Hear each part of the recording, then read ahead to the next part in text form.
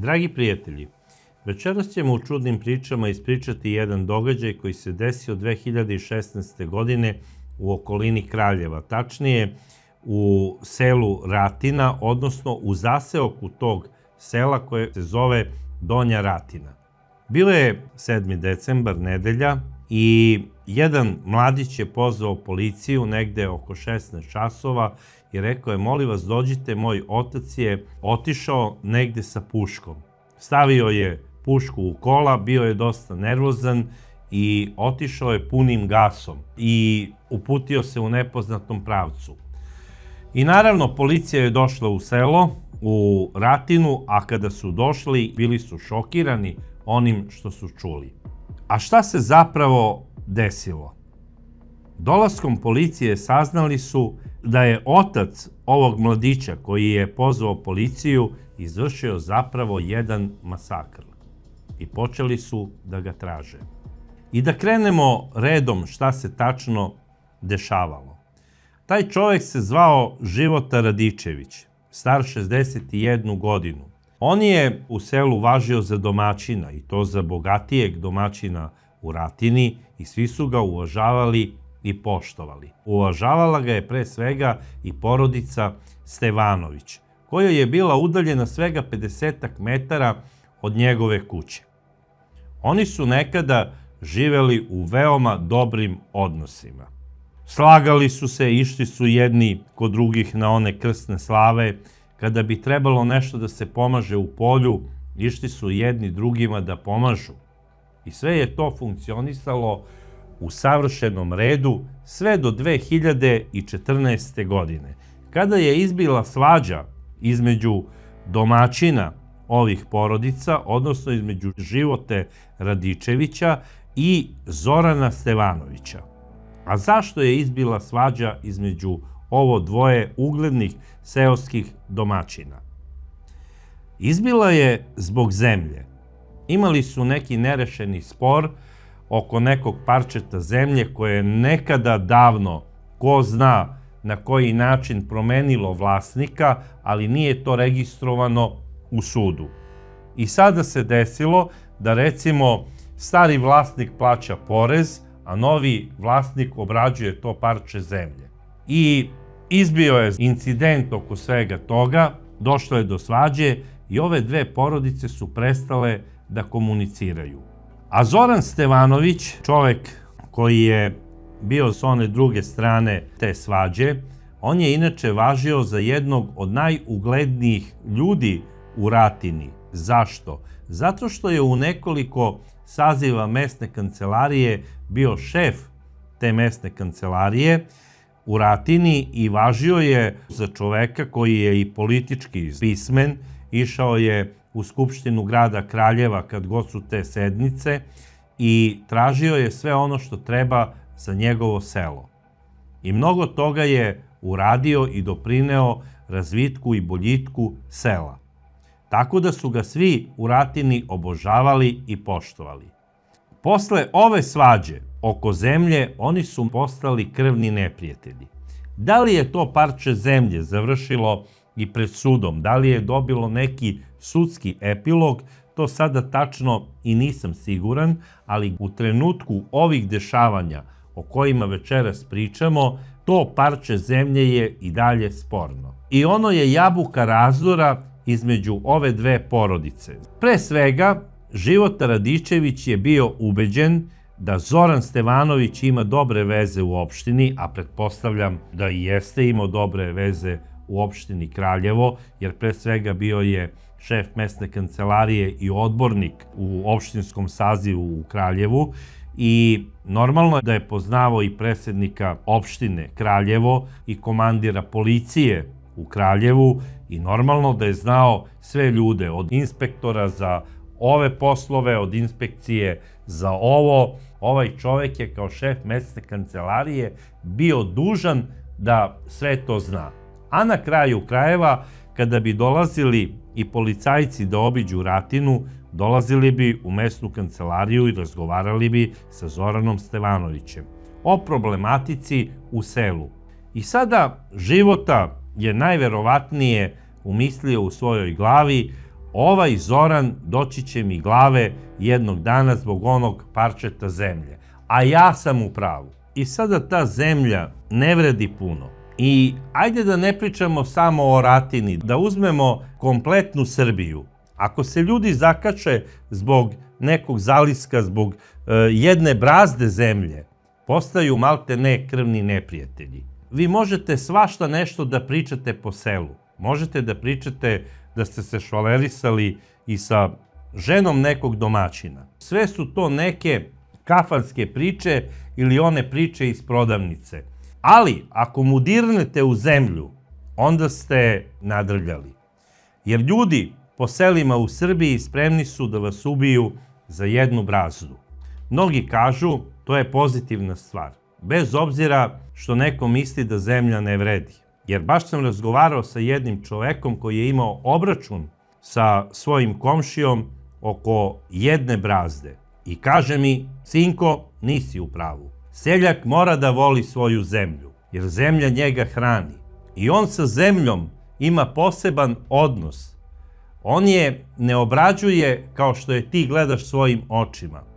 On sa tom zemljom vodi ljubav, kako bi ona njemu rodila žito koje će hraniti njegovu porodicu i sve ono što ima. I sve je malte ne bezvredno u poređenju sa zemljom. Bez obzira što ćemo na kraju krajeva svi jednog dana da odemo u nju. Sve može da se proda, ali zemlja ne. To je u stvari rekao taj čovjek, citiram ga, i kaže, nikada nisam cenio ljude koji prodaju svoju očevinu i zemlju. Jer taj ko je spreman da proda zemlju svojih predaka, taj je spreman da izda i svoju porodicu, da proda i svoju ćerku, da ustupi nekome i svoju ženu, taj je spreman da izda i državu. Onaj ko voli svoju zemlju, taj je u stvari pravi domaćin i taj je sutra spreman da brani svoju otadžbinu. I ja sada, zbog ove moje brazde, spreman sam da poginem zbog ove svađe koje imam sa Stojanom. Jer konkretno zvali su se Zoran i Stojan. Mi se sada ovde vraćamo u jedan sasvim drugi deo Srbije, znači iz istočne Srbije vraćamo se u zapadnu, u okolini Kraljeva, tačno u Ratinu. Hteo sam da objasnim da je mentalitet svih ljudi u Srbiji isti. Sve možete da im čačnete, ali u zemlju im ne dirajte. Tako je razmišljao i Života. On je smatrao da je njemu uvređena čast, da je Zoran Stevanović najverovatnije preko nekih svojih veza uspeće da dokaže da je to parče zemlje njegovo i uzeće mu tu zemlju, za koju je Života Radičević tvrdio da je njegova. A ovaj drugi tvrdi da je njegova. Sada, kako i na koji način je došlo do te svađe, to je najverovatnije ustanovio ili možda čak i nije ustanovio i sami sud u Kraljevu. Ovo dvoje uglednih domaćina ne govore. Više ne idu jedan drugome na slave i počinju da se mrze. Života Radičević je čak nekoliko puta na javnim mestima i rekao da se neće to dobro završiti oko te zemlje i da će Zoran Stevanović platiti svoj ceh. Niko nešto nije tu posebno obraćao pažnju na tu priču, ali Života Radičević je postajao sve nervozniji. Nekada je i njegova porodica pokušavala da utiče na njega u smislu, ma daj Života, pusti, to parče zemlje ne vredi ništa, nemoj se svađati sa Zoranom. Pa Zoran je bio šef mesne kancelarije, ima on veze puno tamo u Kraljevu, ne trebaju ti neprijatelji po političkoj liniji. Onda bi tu Života planuo i nekoliko puta je čak pokazivao nasilje i prema svojoj supruzi. Kako govore meštani za Novosti i za ostale druge novine, on je više puta tukao svoju ženu. Tako kažu meštani Ratine. Za novine Kurir. Sada, da li je to tačno? Ja nisam nešto specijalno proveravao, ali koliko sam upoznat, ova jadna žena je jednom završila i u bolnici u Kraljevu. I da je policija došla tamo po pozivu lekara. Međutim, Životina supruga se nije pridružila krivičnom gonjenju protiv svog supruga i on je bio oslobođen za krivično delo nasilje u porodici. Da li je policija mogla da preduzme neke druge mere i da li je trebala, to ćemo videti kasnije. Ali, ovom prilikom hoću da kažem da sve žene koje štite svog supruga nasilnika ne čine samo zlo sebi, one mogu da nanesu zlo i drugim ljudima. I kao što je bilo u ovom slučaju, upravo se to i desilo. Došao je 7. decembar 2016. godine, zimsko vreme, domaćini onda to koriste da odrađuju neke stvari koje se rade zimi. A obično su to orezivanje nekih voćnjaka, nađubrivanje tih voćnjaka, da li stajskim ili onim veštačkim đubrivom. Koriste to zimsko vreme kada je lepo, kada nema velikog snega, da bi uradili te poslove. I obično po selima ljudi koji imaju krupnu stoku koriste taj zimski period kako bi izvezli stajsko đubrivo i kako bi nađubrili svoje njive. Zoran Stevanović je rešio da sa svojim bliskim rođakom Milojem Kostićem izveze svoje đubre iz dvorišta u jednu njivu koja se nalazila u blizini sela Ratine. I to je i počeo da radi od ranih jutarnjih časova. Miloje Kostović je došao kod svog rođaka, oni su tamo doručkovali, Zoranova supruga Gordana im je pripremila onaj dobar doručak, grejanu rakiju, kako sve to ide, i posle doručka oni kreću sa radom. Natovarili su prvu prikolicu, odvezli su je, istovarili tamo na njivi, vratili se, tovare drugu i tako ide sve redom više puta koliko im dozvoli u stvari dan. Koristili su priču da završe sve to otprilike negde do 17 časova, jer tada je već noć u tom periodu. Od samog jutra Života počinje da dobacuje ne Zoranu, nego Miloju. Miloje, vi vozite đubre i evo vaše đubre pada meni ovde ispred avlije. Nisam ja dužan da čistim vaše đubre. Vi ste dužni po zakonu da vodite računa da vama ne pada đubre. I u jednom trenutku Miloje je čak i rekao Životi da kada završe vožnju tog dana tog đubriva, da će oni da krenu praznom prikolicom i lopatama i da svuda gde ima na putu to đubrivo, da ga ubace u prikolicu i da ga odvezu tamo na njivu. Međutim, to nije utešilo Životu. Života je pozvao komunalnu policiju grada Kraljeva i doslovce je rekao ovako: molim vas, dođite hitno u Ratinu, jer ja ne mogu da izađem iz dvorišta. Zoran Stevanović, bivši šef mesne kancelarije, toliko je osion, vozi neko đubrivo koje mu stalno pada i palo je ispred mog dvorišta, odnosno ispred moje kapije, i ja sada treba da čistim njegovo đubre. Vi ste dužni da dođete, bez obzira što je on bio šef mesne kancelarije, da podnesete prijavu protiv Zorana i da mu zabranite da on to radi. I zaista, negde oko 13 časova dolazi komunalna policija. Došli su, potražili su Životu Radičevića, obavili su razgovor s njim, slikali su to sve onako kako ide telefonima, zaustavili su na kraju krajeva i Zorana Stevanovića i upozorili su ga da sve to mora da počisti, što je on i obećao. A Zoran Stevanović je rekao da će njegov rođak Miloje da ide sada iza traktora, iza prikolice, i ako padne đubrivo ispred kapije Radičevića, da će odmah lopatom isto da vrati u prikolicu. I naravno, komunalna policija je rekla da je to sve okej. Rekli su: Životi, nemate potrebe da se nervirate, kada budu sve završili ovaj posao, oni će počistiti i sve će biti u redu. A mi ćemo se sa svojim šefovima konsultovati da li treba da podnesemo prekršajnu prijavu ili ne. Seli su u automobil i otišli za Kraljevo. Međutim, to je jako razbesnelo Životu. On nije bio zadovoljan ovim ishodom i izlaskom komunalne policije. I kasnije, kada su se vraćali iz njive Zoran Stevanović i Miloje Kostović, on je Miloju uputio nekoliko onako glasnih reči i rekao je: Miloje, neće ovo na dobro da izađe, morate odmah počistiti ovo đubre. Miloje je rekao Zoranu da stanu, izašao je lopatom i bacio je tih nekoliko komada đubreta što je palo. I nije tu bilo neke velike količine, ali zapravo ta količina je bila povod da Života Radičević počne svađu sa Zoranom.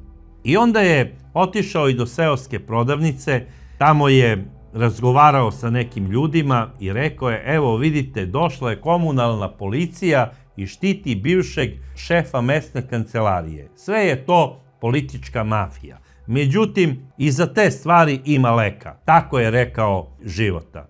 Popio je jedno pivo i otišao je svojoj kući.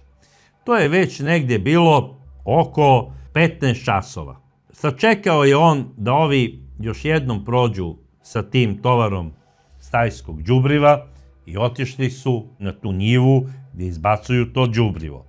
A šta radi Života? Života odlazi do svoje sobe. Iz ormara uzima lovačku pušku i uzima nekoliko patrona metaka.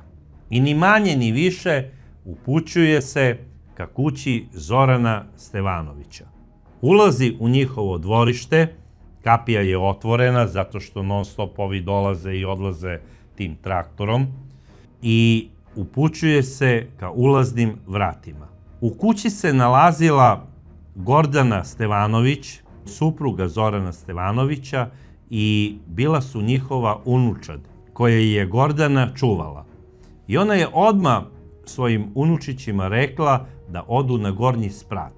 I krenula je u susret Životi. I rekla je: Života, kojim dobrom? Da li si to krenuo u lov ili iz lova? Života Radičević je rekao: ja krenuo u lov. I okrenuo je pušku prema nesrećnoj Gordani i ispalio joj je 2 hica iz lovačke puške kalibra 12 sa krupnom sačmom u grudi i u stomak ove žene.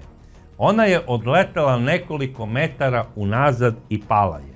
I to su, nažalost, deca videla, ali na sreću ćutala su, jer možda bi ih ovaj čovek ubio i njih.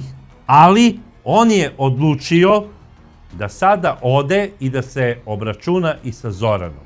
Vraća se do svoje kuće, koja je 50 metara udaljena od Zoranove. Niko nije čuo pucnjeve, to me čudi.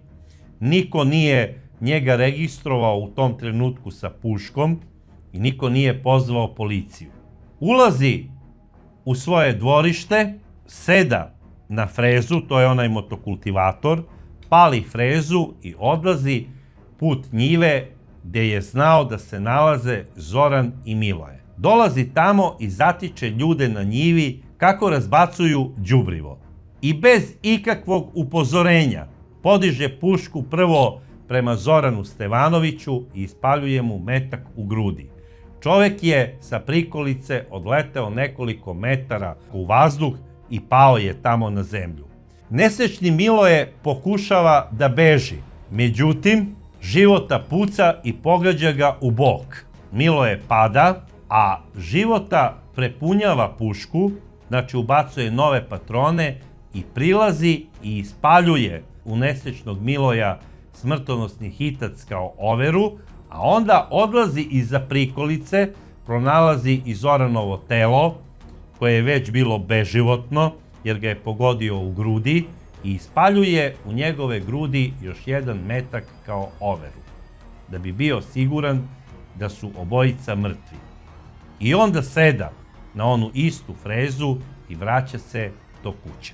Ulazi u dvorište, parkira svoju frezu, uzima pušku, iz džepa vadi nekoliko metaka, ubacuje 2 patrona i odlazi preko puta do svog komšije Živana, koji je nešto radio u dvorištu. Upravo je u tom trenutku izašao iz kuće. Najverovatnije nije registrovao nikakvu pucnjavu i vidi svog komšiju kako mu ide u susret sa puškom. I još mu kaže: kojim dobrom, komšija? Ništa Života nije odgovorio, okrenuo je prema Živanu cev puške i ispalio je odjedared 2 projektila, koja su na sreću samo teško ranila Živana, koji je u tom trenutku imao 36 godina. Najverovatnije je već Života Radičević bio nervozan, u smislu da li je neko prijavio pucnjavu ili tome slično. Posle ovog pucanja ustanovljava da nema više municije, vraća se brzo do svoje kuće, uzima gomilu metaka, zapravo uzima ceo onaj redenik sa municijom, stavlja preko ramena i izlazi iz kuće. U tom trenutku ga sreće njegov sin, koji ne zna šta je zapravo uradio njegov otac. Tata Života: gde si to krenuo? Nije valjda da si krenuo u lov na lisice? Kaže: gledaj svoja posla, sine. I bio je nervozan, bio je sav crven, ubacuje pušku na zadnje sedište svog automobila, seda na mesto vozača i uz škripu automobilskih guma odlazi iz dvorišta u nepoznatom pravcu. To je sinu bilo sumnjivo, odmah uzima telefon i poziva policiju. U trenutku kada je policija krenula ka Ratini, stiglo je još nekoliko poziva da je u selu Ratina bilo pucnjave, da ima ranjenih i da ima najverovatnije i mrtvih. Pretpostavljam da je neko i iz kuće Živana Ćurlića zvao policiju. Stiže nekoliko automobila policije i stiže nekoliko vozila hitne pomoći. Tada saznaju da je zapravo u selu bilo masakra. U tom trenutku ima 3 ubijenih ljudi i 1 teško ranjeni. Pronalaze i Gordanu Stevanović, koja u tom trenutku ima 64 godine i daje znakove života. Voze je za urgentni centar u Kraljevo. Voze i ranjenog Živana. Bore se za njihov život. Nažalost, posle sat i po vremena borbe, nesrećna Gordana Stevanović umire u urgentnom centru, jer njena pluća su bila raznesena od projektila. Jer, kao što sam rekao, Života Radičević je koristio krupnu sačmu, odnosno municiju za lov krupne divljači, divljih svinja i recimo jelena. I policija zove i pojačanje, dolazi i posebna jedinica policije i kreće potera za ovim čovekom. Već je pao i mrak. Posle pola sata potrage neko je rekao da je video parkirani automobil u blizini mesnog groblja.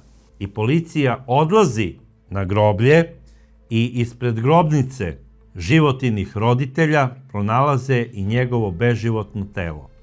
Došao je na grobno mesto svojih roditelja i oduzeo sebi život. Tako da se ovaj masakr završio sa epilogom od 4 nastradalih ljudi, uključujući i ubicu, i 1 je bio teško ranjeni. Sve navodno zbog đubriva. Cela Ratina je bila u šoku i svi su osjećali ove rane kao svoje. Jer, kao što sam bezbroj puta rekao, mnoga mesta se od nekih masakra nikada nisu oporavila, barem duševno. Tako je bilo i sa Ratinom.